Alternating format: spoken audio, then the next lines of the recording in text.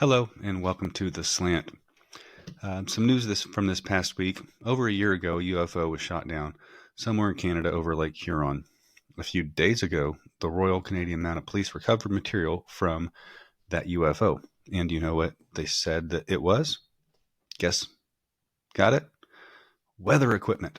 Does that sound familiar? Well, let me see if I can refresh your memory. In 1947, an unidentified flying object crashed in Roswell, New Mexico. And we found out later it was weather equipment. So that's right, weather equipment is randomly falling from the sky.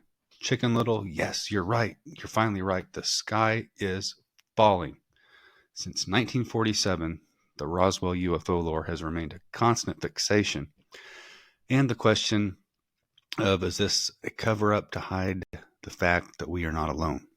I don't know that answer.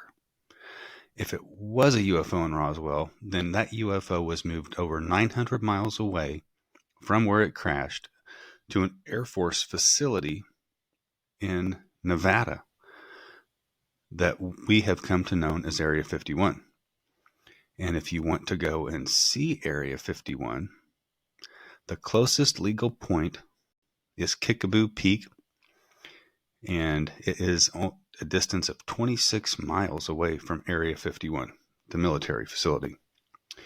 This does not give you a great view, but it will get you what you get from that distance. So if you want to see it, you better bring some high power binoculars, then make your way up a 1.4-mile hike to the top.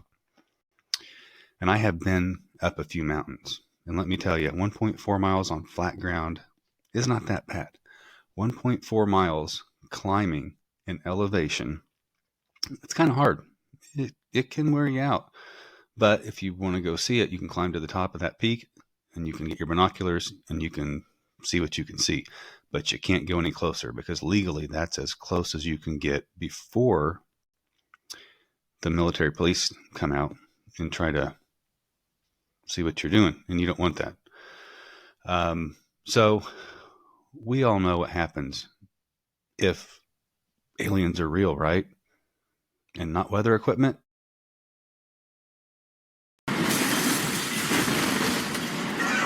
Yeah, so that's just from the movies, but could that happen? Maybe it could. That all seems kind of far-fetched. But what is not, on a more serious note, is that President Vladimir Putin of Russia has approved a doctrine for a sizable stockpile of nuclear weapons. This transpired after President Biden lifted a ban that was on Ukraine and then allowed them to use long-range U.S. missiles. Ukraine launched those missiles deep into Russia.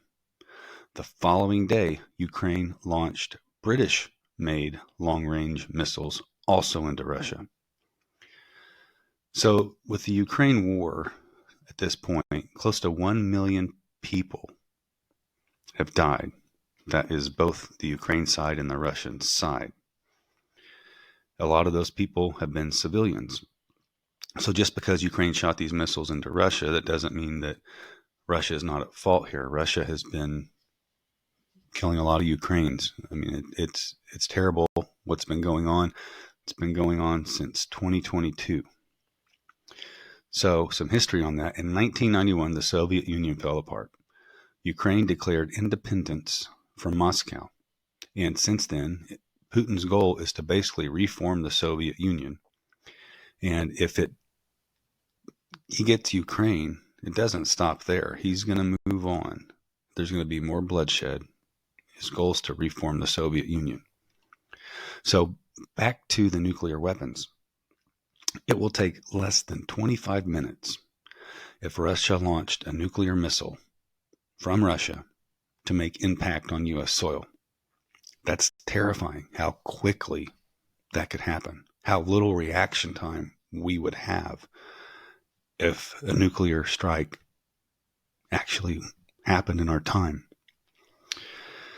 The U.S. does have missiles that can intercept nuclear missiles, but if it was a full-scale nuclear attack, you can't detour, you can't take down all of those.